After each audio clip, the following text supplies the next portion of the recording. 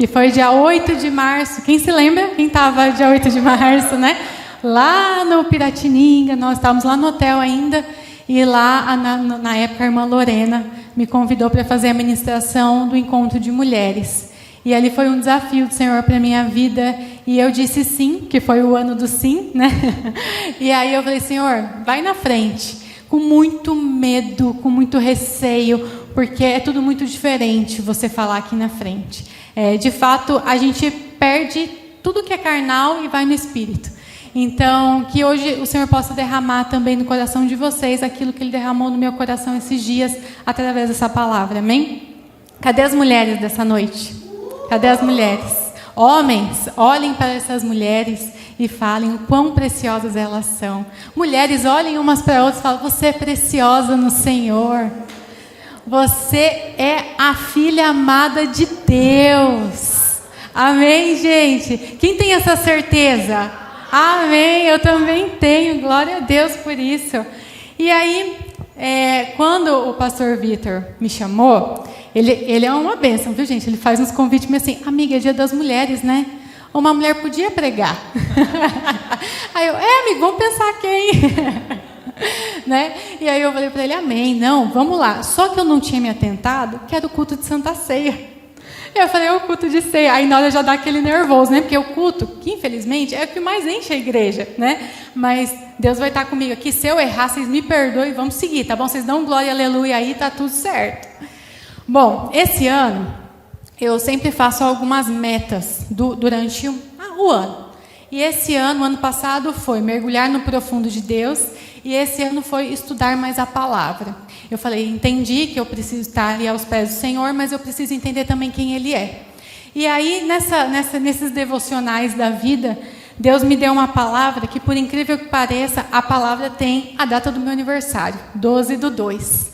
E aí, esse versículo ficou gravado no meu coração desde o início de janeiro, e é ele que tem me moldado este ano. Eu queria compartilhar com vocês, que a gente pudesse abrir em Romanos 12:2. Que aqui a gente tem uma ministração que talvez vocês nunca tenham lido, ou se tenham lido, talvez nunca foi tão profundo quanto o Espírito Santo vai ministrar agora. Então vamos lá. Não vivam como as pessoas deste mundo, mas deixem que Deus os transforme por meio de uma completa mudança de mente de vocês. Assim, vocês conhecerão a vontade de Deus, isto é, aquilo que é bom, perfeito e agradável a Ele. Amém? O que eu tenho visto, gente? Não sei se vocês têm sentido isso também. As pessoas temem a Deus, elas amam Jesus, têm Jesus no coração, mas não tem na mente. A transformação de mente passou, ficou esquecida. Nós vimos aqui, a gente cultua, a gente ama, a gente celebra. Mas na hora da gente ter alguma atitude que precisa de uma transformação de mente, a gente age por impulso, muitas vezes. E o Espírito Santo começou a ministrar no meu coração essa palavra e eu falei, Deus, eu quero essa transformação de mente para mim este ano. Eu não quero mais agir por impulso. Eu não quero mais agir do meu carnal. Eu quero toda vez que eu tiver que tomar uma atitude, que seja o Teu Espírito Santo que me conduza. E esta noite, que essa palavra, nós possamos ter essa mudança de mente. Amém? Que o nosso coração possa estar, sim, cheio do amor, mas que a nossa mente também possa ser transformada. Amém? Vamos colocar a mão na nossa cabeça e falar assim, Jesus, eu recebo essa transformação de mente esta noite. Amém. Amém, meus queridos. Amém. Quando a gente tem essa renovação de mente, a gente começa a enxergar a vida, até mesmo naquelas situações que estão meio em desacordo com a vontade de Deus. A gente começa a entender tudo, que tudo tem propósito. Se a gente perdeu o horário do emprego é porque tem um propósito, porque Deus deu um livramento, não é mesmo? Se a gente está voltando de uma viagem e os pneus furaram, foi um livramento. A gente começa a ter visões assim de coisas espirituais de fato. E então, nesta noite, Deus ministrou para mim uma palavra na semana retrasada, eu acho. E eu até quando eu fiz essa leitura, eu comentei com o Eduardo. Falei, amor, olha essa passagem, olha que coisa linda, tudo mais. Ele falou, é mesmo. Quando o Vitor fez o convite, eu falei, Senhor, o que eu vou falar? E agora? O que eu vou falar? E eu fiquei com isso na cabeça. E o que eu vou falar? E segunda, e terça, e quarta, e nada. o Espírito Santo só faltou falar assim: Ellen, acorda, eu já te dei essa palavra e você está buscando outras. É aquilo que você tem que falar para a igreja, é aquilo que o povo precisa ouvir. Então, nessa noite, a gente vai ler Mateus 9, 18. Nós vamos falar de duas mulheres que está nessa passagem. Amém? Eu vou abrir aqui junto com vocês para ler. Eu falei para o Eduardo, eu falei, bem na nossa vez, ninguém mais traz Bíblia. É muito mais fácil achar, né? Poxa vida. Vamos ler então essa passagem de Mateus 9, 18. Enquanto Jesus estava falando ao povo, um chefe religioso chegou perto dele, ajoelhou-se e disse: a minha filha morreu agora mesmo. Venha e ponha a mão sobre ela, para que ela viva de novo. Então Jesus foi com ele e seus discípulos também foram. Certa mulher fazia 12 anos que estava com hemorragia. Veio por trás de Jesus e tocou na capa dele. Pois ela pensava assim: se eu apenas tocar nele, ficarei curada. Jesus virou e viu a mulher e disse: coragem, minha filha, você sarou porque teve fé. E naquele momento a mulher ficou curada.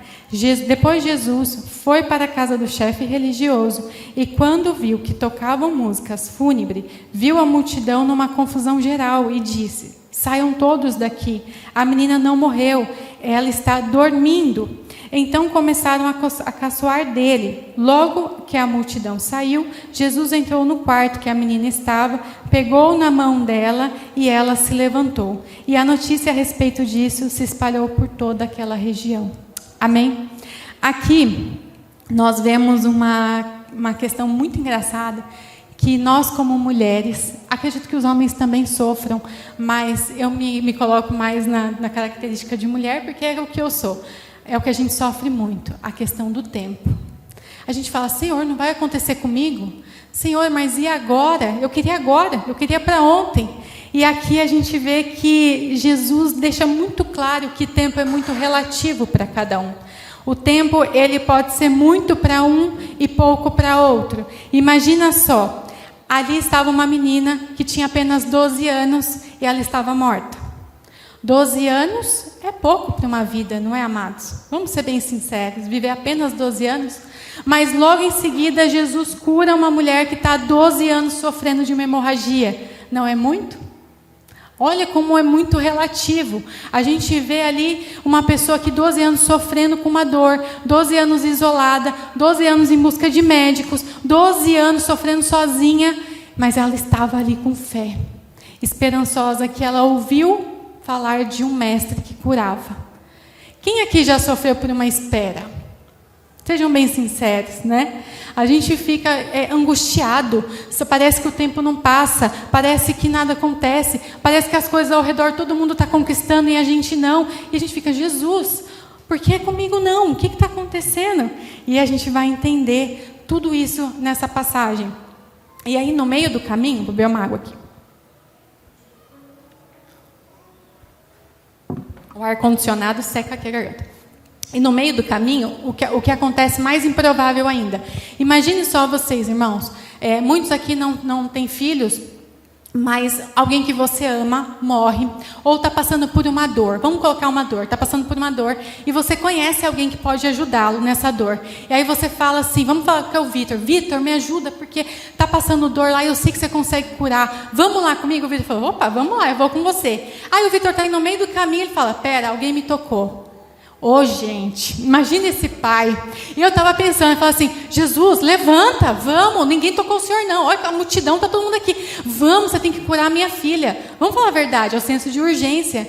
Quem lembra aqui, lá no Hotel Piratininga, meu pai passando mal?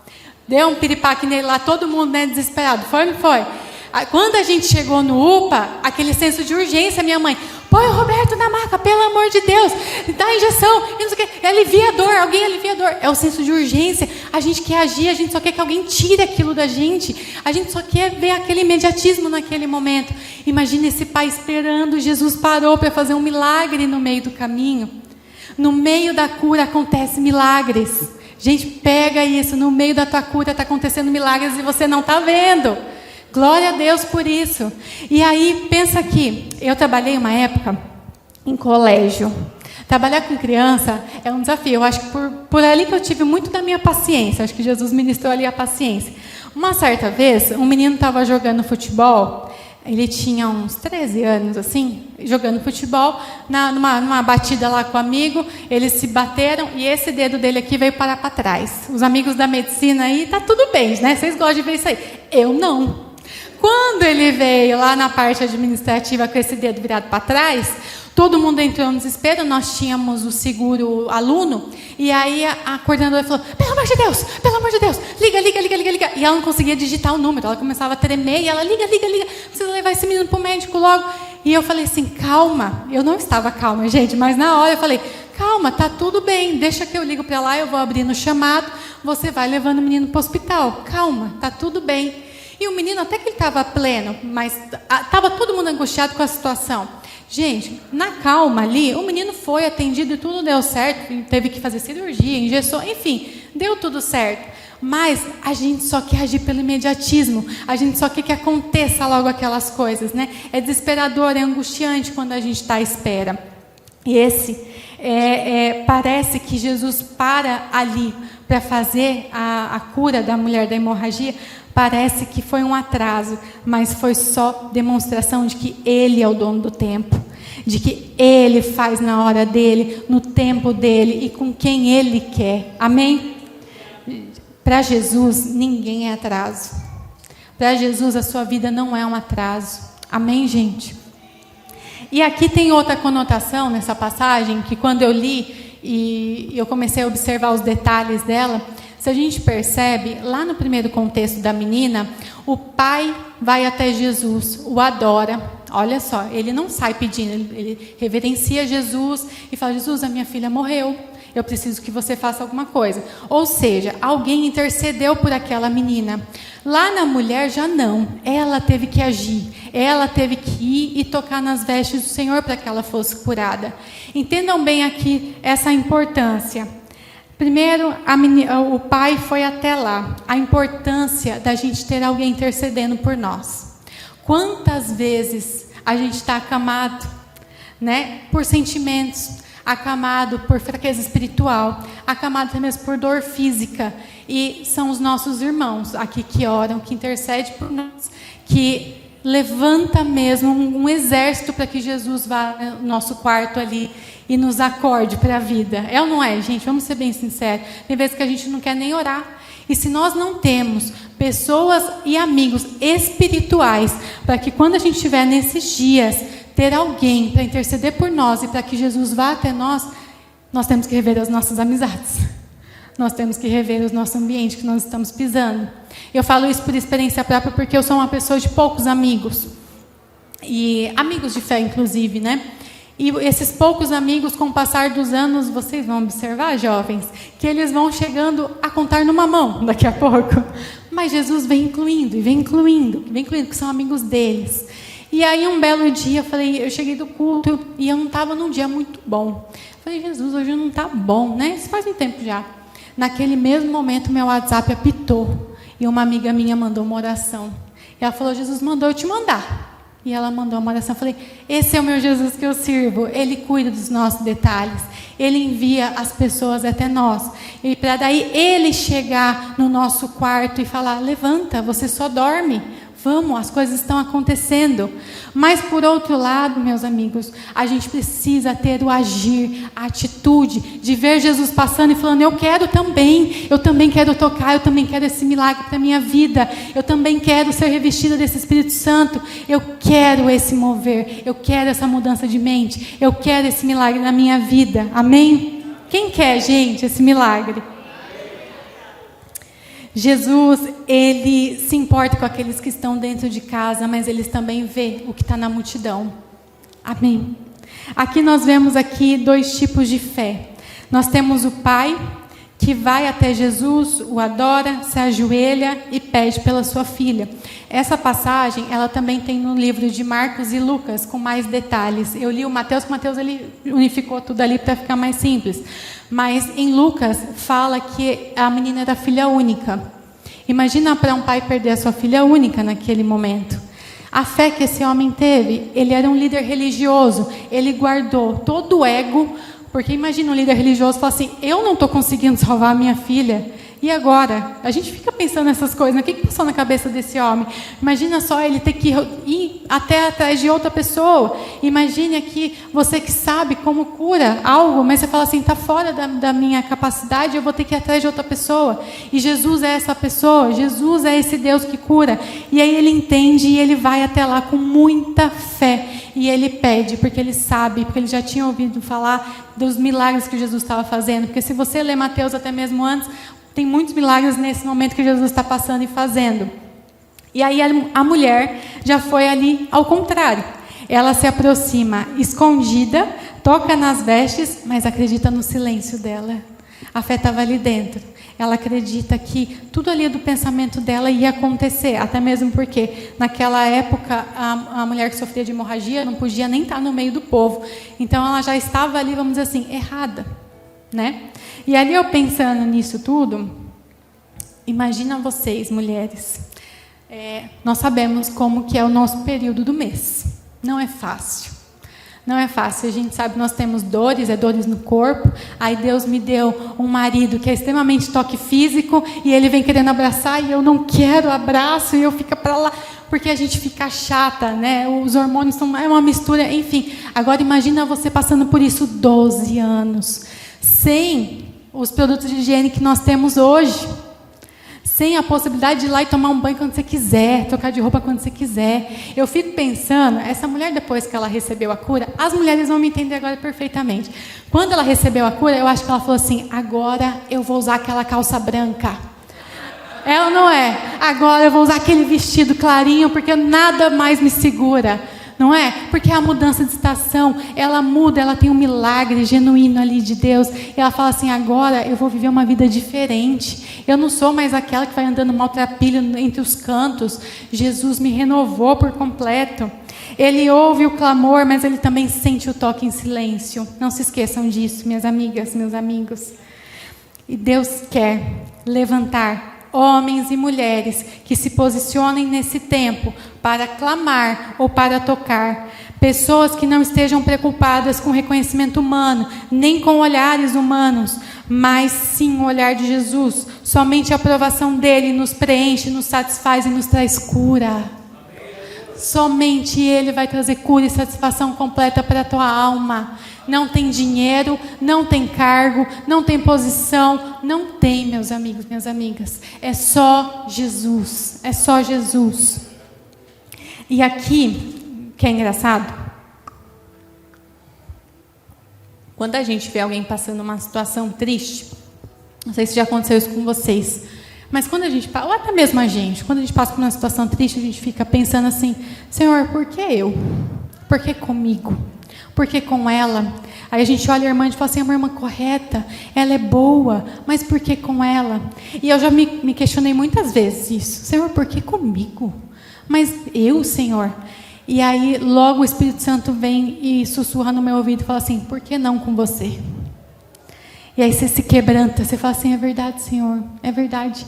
Eu não tenho nada melhor ou pior do que o outro para eu passar ou não por dificuldades. Eu não tenho nada melhor do que a irmã que está ali na bênção, que aos meus olhos está na bênção, mas só a gente sabe que ela passa no íntimo, só a gente sabe que ela passa no secreto. E aqui eu tinha um chefe, uma época, que ele também era missionário. E ele foi fazer missões na África. E ele era farmacêutico, então ele foi para aplicar vacinas, essas coisas lá nas crianças da África. E ele voltou transformado. Eu acho que o choque é tão grande lá que ele voltou assim transformado. Sempre foi um rapaz de um grande coração, mas ele voltou mais ainda. E ele falou assim, Ellen, eu olhando aquelas crianças ali, eu perguntava para Deus, Senhor, por que eu nasci no Brasil? Por que eu tenho família, eu tenho pai, eu tenho mãe, eu tenho esposa? Por que o Senhor me deu uma vida tão boa e para aquelas crianças não? E aí vem esses questionamentos, porque muito do que a gente é por intermédio de onde a gente nasceu. Talvez se nós nascêssemos lá na África, talvez nós não estaríamos aqui, cultuando num culto com ar-condicionado. Lá muitas vezes nem esse recurso eles têm. Então entenda que Deus tem um propósito para cada um. Deus tem uma história escrita para cada um. Pode ser que hoje você não esteja entendendo os 12 anos que você está passando, talvez o sono profundo que você está dormindo, mas Deus tem um propósito na sua vida. Amém? E ali a gente traz duas representações de vidas distintas. A gente vê uma menina de 12 anos que, ao olhar humano, ela havia falecido. Jesus entra naquela casa e fala... Estavam tocando música fúnebre, já estava começando todo o processo funeral. E quando Jesus fala assim, ela não está morta, ela apenas está dormindo. Aquelas pessoas que estavam cultuando a morte ali naquele momento riem de Jesus. E Jesus fala assim, sai, deixa os meus discípulos aqui, eu vou subir com os pais no quarto. Por que Jesus tirou aquelas pessoas dali, gente? Porque aquelas pessoas eram incrédulas. Às vezes... Jesus está limpando pessoas da vida de vocês porque elas têm barrado o milagre que Jesus quer fazer na vida de vocês. E aí vocês olham e falam assim, mas por que fulano me deixou? Nesse momento de luto, de tristeza, ele não está mais aqui. Às vezes é Jesus tirando para que o milagre seja feito por completo. Amém? Quem está comigo, gente? Amém? Faz sentido o que eu estou falando, gente? Amém. E ali essa menina, ela representa sonhos interrompidos. Quando uma vida se vai muito jovem, a gente só pensa nisso, né? O que ela poderia ter vivido? Quantas famílias ela poderia ter restaurado para Cristo? Quanto de ministério essa menina poderia ter se envolvido? Enfim, a gente vai pensando em sonhos. E eu faço processo de recrutamento e seleção. E uma das perguntas que eu faço quando eu estou entrevistando alguém é, qual é seu sonho? E por incrível que pareça, meus amigos, as pessoas não sabem mais. Elas não sabem mais o que é sonhar. Elas não sabem mais o que é perspectiva do amanhã. A gente entrega para Deus, e eu creio nisso. Eu também entrego meu amanhã todos os dias para o Senhor. Mas eu tenho sonhos na minha vida.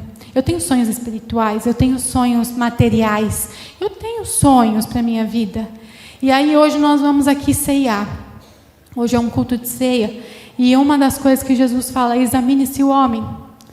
E eu não sei o quanto a gente tem nos olhado para dentro e falado, eu entendo as minhas limitações, eu entendo as minhas falhas, e eu entendo que eu preciso mudar, eu entendo que eu preciso sonhar, eu entendo que a minha mente sobre esse problema tem que ser transformada. Eu não posso mais agir por impulso, eu não posso mais agir pelo meu carnal. Jesus, esteja aqui comigo, Pai. Me ajuda a entender as minhas limitações, me ajuda a entender quais são os meus pecados. Essa é a minha oração hoje. E eu falo, Jesus, aquilo que eu pequei, eu não quero mais pecar. Eu não quero mais carregar isso comigo. Eu quero ser transformada por completo. E eu falo isso com muito temor a Deus, porque por muitos anos da minha vida, anos, eu acordava com muito mau humor. Mas muito mau humor. Era assim, bom dia para quem? Era bem assim, era muito mau humor. E aí, de uns anos para cá, Jesus tem me cobrado muito isso. Falando assim, poxa, mas eu te dou o sol, você pode enxergá-lo. Eu te dou uma cama boa para você dormir, você levanta, você pode tomar seu banho quentinho. Maravilhoso. E você acorda mal-humorada? É isso mesmo? E aquilo foi pum no meu peito. E o Eduardo sempre acordadão, ligadão, e feliz da vida. E já colocava música, e Fernandinho alto. E eu, ai meu Deus do céu. E nada além do sangue em casa, e eu nada além do sangue. E amei. E aí, de um tempo para cá, já fazia uns 3, 4 anos, eu melhorei, né, amor? Eu melhorei muito, porque daí eu acordo já dando glória a Deus e orando, Senhor, entrego o meu dia a Ti, Espírito Santo conduz.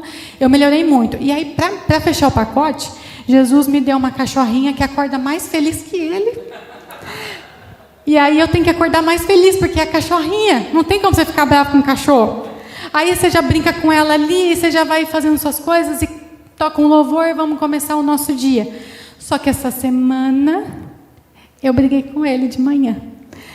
A gente estava trabalhando no escritório, a gente conta os nossos pecados aqui mesmo, tá, gente?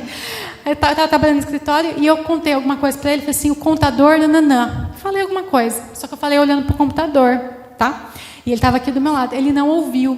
Aí ele falou, o quê? Eu falei, olha aqui para mim, olha a minha boca, faz leitura labial comigo, presta atenção que eu vou te falar. E falei, blá, blá, blá. Ele falou, tudo bem, amor, bom dia. Um homem sábio não discute, não discute. Ele entendeu, ele saiu e foi para lá. Passou o dia, tal, chegou na tarde. Jesus também me ensinou isso. Não demore para pedir perdão. Não demore para pedir perdão. Na hora eu vi que eu errei. Eu falei, oh Deus, lá vai eu. Aí eu fui lá de tarde e falei, amor, me perdoa. É que era muito cedo, aí você já não ouviu. E na hora assim eu falei, Senhor, olha da onde o Senhor me tirou, porque eu era assim todos os dias. A gente não percebe o quanto Deus tem nos limpado, tem ministrado no nosso coração. A gente olha para trás e fala, eu era muito ruim. Eu sou ruim ainda, mas eu era muito ruim. E assim, Deus vem transformando, Deus vem curando. Então, às vezes, gente, nós estamos no nosso processo de 12 anos. E amém, glória a Deus por isso. Mas a gente não pode parar. É só continuar, porque Deus vai continuar melhorando a nossa vida. Continuem sonhando, amém? Talvez essa menina, ela perdeu os sonhos naquele momento, a esperança, o propósito, a alegria. Talvez de constituir uma família, se Jesus não tivesse ressuscitado. Talvez servir a um ministério. Mas Jesus entra no quarto e lá em Lucas fala a palavra que Jesus disse que foi Talita cumi, que significa menina, eu digo a você, levante-se. Jesus está falando muito isso hoje para vocês aqui. Levante-se, gente. Levante-se. Jesus está curando, Jesus está ministrando, Jesus está tirando tudo aquilo que morreu na vida de vocês. Levante-se pela fé. Amém? Deus pode acordar sonhos que parecem perdidos ou mortos. Quem crê nesse Jesus? Ali, a mulher do fluxo de sangue, quando eu comecei a ler, nossa, quinta-feira eu chorei demais quando eu comecei a ler, que eu fiquei pensando, me coloquei muito no lugar dela, sozinha, passando dor. Ela vai, eu vou chorar hoje não. Sozinha, passando dor, sofrendo. Imagina só você, sozinho. Sem dinheiro, porque em Marcos e Lucas diz que ela gastou tudo que ela tinha, o que ela não tinha em busca de cura. Agora imagina você sozinho. E é sozinho, não é de família, é da sociedade, porque ninguém podia chegar perto dela. Gente, é muito triste quando você passa uma luta sozinho.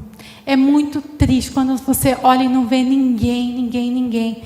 E a gente sabe o quão é difícil, não sei se vocês já tiveram pessoas com hemorragia nesse sentido, mas eu já tive amigas assim, elas perdem peso, ficam pálidas, enfraquecem, não tem força para nada. Agora imagine essa mulher sozinha, sem força para nada, e mesmo assim ela agiu, mesmo assim ela viu Jesus passando, ela correu ali e falou, é a minha oportunidade, é agora. Não perca a oportunidade que Deus está te dando. Às vezes está passando, você não está vendo, você está desapercebido.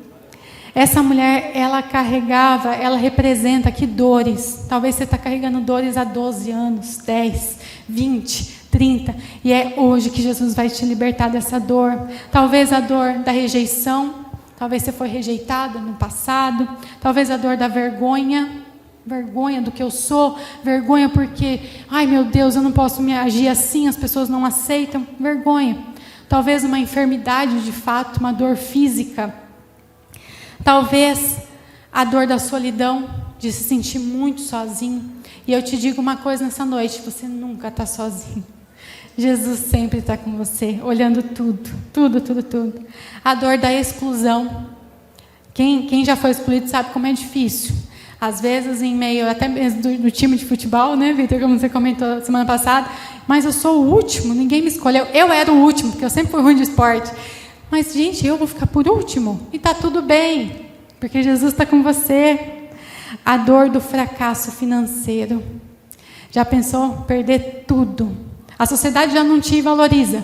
Aí, de repente, nem dinheiro você tem mais. Não é fácil, gente.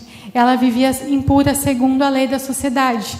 No caminho para ressuscitar sonhos, Jesus curou as feridas também. Jesus chamou ela de filha. Filha, levante-se, você está curada.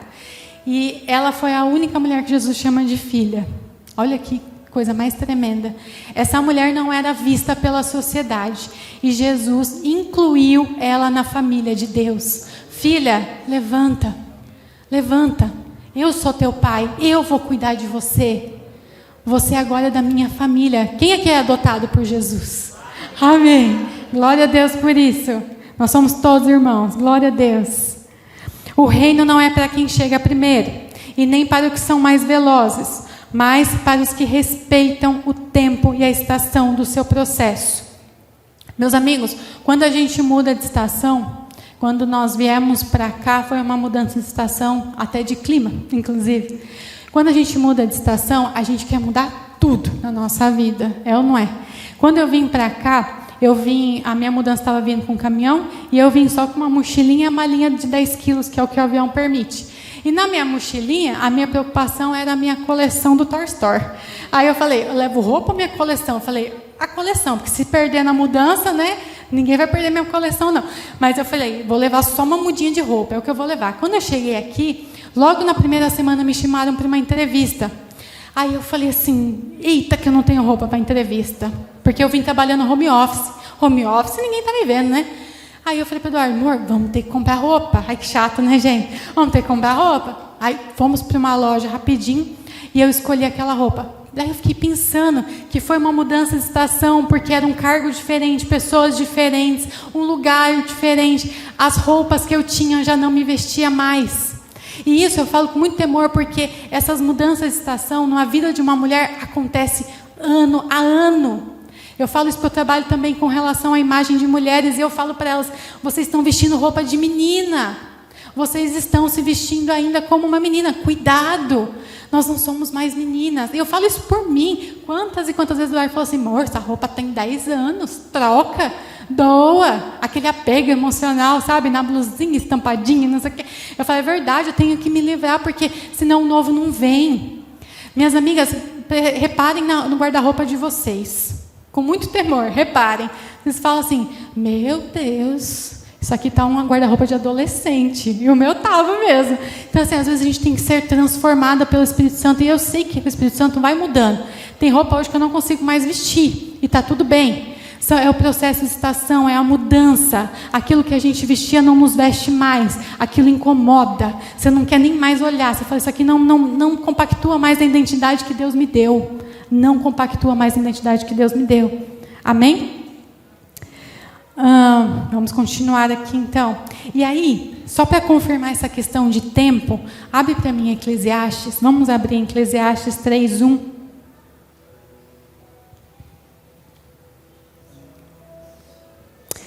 Tudo nesse mundo tem o seu tempo.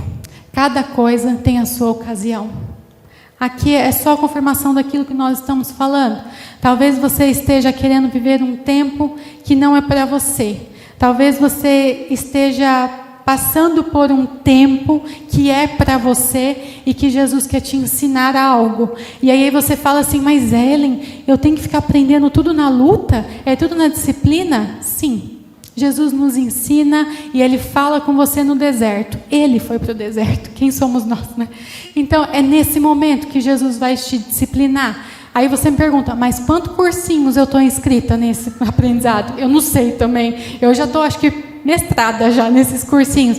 Mas glória a Deus, porque a gente vai aprendendo, a gente vai melhorando, a gente vai glorificando a Deus. Essa é a transformação de mente. Essa é a mudança. Eu estou passando por luta, glória a Deus, porque Ele está comigo.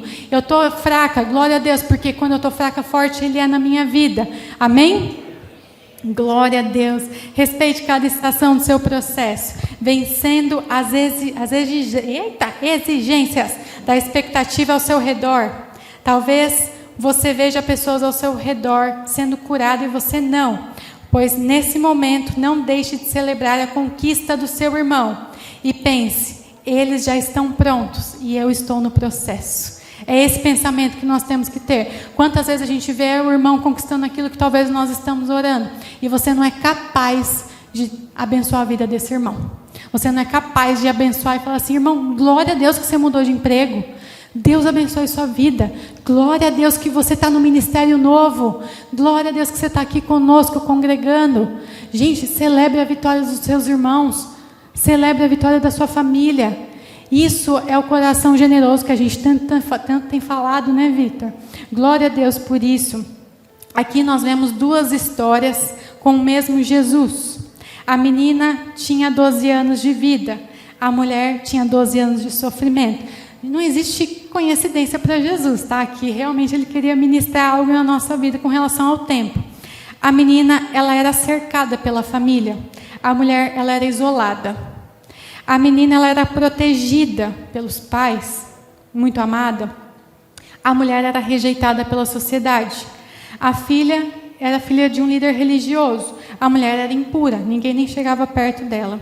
E aqui, eu lendo essa parte dos comparativos, e vendo que as duas estavam debaixo do mesmo Jesus, e foi o mesmo que fez o milagre, me veio aqui esses 2 vasos da igreja. Nós colocamos eles tem 2 meses, não sei, acho que foi 2 meses, né, Cunha, que a gente colocou. E aí a Rê plantou, junto com o João já está trabalhando na igreja, vocês não sabem, mas nos bastidores ele trabalha. Junto com o João, plantamos e colocamos aqui. Aí a Neuza chegou para mim e falou assim, amiga, você está vendo que está morrendo aquela planta ali? Aí eu falei, pois é, né? Não estou entendendo. Está no mesmo teto, no mesmo ambiente, e ela está morrendo e a outra não. Ué, o que está acontecendo? Eu não sei. Aí tentamos colocar lá para fora, a Ana deu uma podada nela, estamos tentando fazer com que ela sobreviva. E quantas vezes as pessoas dentro da igreja estão como esses vasos? Um florescendo e o outro não. E nós não estamos preocupados. Talvez o vaso daquela planta ali, as raízes não foram raízes sólidas, de um vaso, talvez uma mulher, um homem amado pela sua família, talvez foi rejeitado, por isso que está entristecido. Esse daqui teve tudo de bom e do melhor, família, vida, Jesus, dinheiro, nanã. Mas a gente não consegue parar e estar atento aos nossos irmãos ao nosso lado e falar assim, tem gente precisando de amor, tem gente precisando de um abraço. E isso foi um dom e um talento que Deus me deu, que por muitos anos eu não entendia. Pelo fato de eu ser mais calada, eu observo muito. E o fato de observar, você não ouve tanto, mas você vê as feições, linguagem corporal. E com isso eu consigo perceber se a pessoa está bem ou não. Eu falo, essa pessoa não é assim, deu um sorriso meio forçadinho, está acontecendo. E aí, essa sensibilidade que Deus me deu, eu consigo chegar até essa pessoa e falar com ela. E ali ministrar o coração dela. E Deus tem me usado tremendamente nessas questões. Tanto aqui dentro quanto fora da igreja. E meus amigos, eu não estou falando isso para mim, vai descer longe disso, porque Jesus sabe que não é. Eu estou falando isso para vocês também terem esse olhar atento para os irmãos ao lado. Para que a gente possa ver quem está sofrendo 12, 13, 15 anos. Amém? Quem está comigo? Amém. Glória a Deus. Nós podemos estar no mesmo lugar, mas em processos diferentes. Quem nós somos não deve estar num lugar frágil, que é na opinião alheia. Quem nós somos está enraizado em Deus. Muito cuidado com o que as pessoas falam de você e você entende. Eu sou assim. Às vezes você não é, meu amigo. Às vezes você está dando ouvidos para o mundo e está esquecendo de abrir a Bíblia e ver que você é filha amada, que você é filha de um rei, que você é filho e filha de alguém que tem promessas valiosas para a sua vida. Que mesmo na luta, Ele está ali para te fazer acordar. Mesmo na luta, Ele está ali para te fazer levantar de uma cama e falar, Talita cumi, levante-se. Amém? Glória a Deus por isso.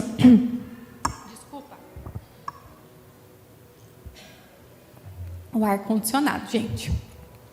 E aí, um pouco antes, eu acho que eu não tenho noção de onde está na Bíblia, se é antes ou depois, que Jesus cura o leproso. Eu acho que está depois, né, Vitor? Eu acho que é depois. Jesus cura o leproso, e aí me vem aqui uma questão muito, muito inteligente da pergunta, quando Jesus cura o leproso, que o leproso olha para Jesus e fala assim, Senhor, eu sei que Tu podes, mas se Tu quiseres, me cura. Você vê que o leproso precisando de uma cura, ele pergunta, se Tu quiseres. Essa pergunta me pegou tanto, porque às vezes a gente planeja, a gente não pergunta para Jesus se Ele quer aquilo na nossa vida. A gente só fica agindo no automático. Senhor, esses são meus planos, tá? Eu quero trocar o carro, eu quero viajar, eu quero que a igreja aumente 100%, eu quero que o louvor aumente os instrumentos, eu quero. Mas, Jesus, será que o Senhor quer? Será que é isso que Deus quer para a minha vida? É depois, né, amigo? Acho que é depois. Aí nós ficamos nessa questão de só empurrar para Jesus os nossos planos e a gente esquece de perguntar se é isso que Ele quer para nós. E eu tenho vivido dia após dia, perguntando: Senhor, é isso que o Senhor quer para mim? É isso que o Senhor quer para mim? Porque é muito frustrante a gente viver uma vida que os nossos planos não acontecem. Mas por quê? A gente só está olhando para os nossos planos. A gente não consegue olhar para o plano do reino. E sabe onde eu conheci o plano do reino? Na Bíblia. Por incrível que pareça, está lá. Está na Bíblia. Eu estava conversando até com a Cauana na nossa mesa, né, amiga? A Cauana, assim como eu, nós somos crentes de pais. Porque os nossos pais fizeram com que nós crescêssemos dentro da igreja. E eu não me recordo eu vindo na frente aceitando Jesus. Não me recordo, criança, né? Aí toda vez que tem uma oportunidade na igreja, eu falo: eu aceito. Porque toda vez eu falo: deixa eu confirmar aqui, porque eu estou aqui, viu, Jesus? Estamos aqui juntos. E aí eu conheci o Jesus dos meus pais. E está tudo bem. Só que, e os meus milagres? E as minhas experiências com Jesus? Estavam esquecidas e adormecidas como uma menina de 12 anos. Quando eu comecei a ler a Bíblia, fez essa transformação de mente. Falei assim, eu entendi o propósito de Deus para a minha vida. Quando a gente lê a Bíblia no Espírito Santo, ela vai conduzindo tudo para você, ela vai te explicando para onde você vai, aonde você tem que chegar. Então hoje, meus amigos, essa é a palavra que Jesus pediu para eu ministrar no coração de vocês. Eu espero que fez sentido. Eu espero de verdade que vocês entendam o processo do caminho da cura. Que às vezes ele pode demorar, ele pode ser rápido, e ele pode, no meio dele, acontecer milagres. E eu falei para Jesus, foi um dos meus combinados com Jesus esse ano, eu quero ser uma colecionadora de milagres. Eu tenho o meu diáriozinho lá, que eu escrevo as minhas emoções. Antigamente eu só escrevia as tristes. Aí o Espírito Santo falou: não, e as bênçãos que eu te dou? Coloca aí também, amada, onde já se viu? Então agora eu escrevo as bênçãos também. Aí você começa a perceber o quão abençoado você é, e você só reclama. Aí eu comecei a olhar quantos milagres o Senhor já tem me dado. Quantos milagres o Senhor já tem me feito colecionar. E eu creio que a gente vai colecionar mais e mais milagres e testemunhar aqui como já tem acontecido. Então, Jesus mostra aqui que você é importante. Quer viver aquilo que você nunca viveu? Faça o que você nunca fez. Amém?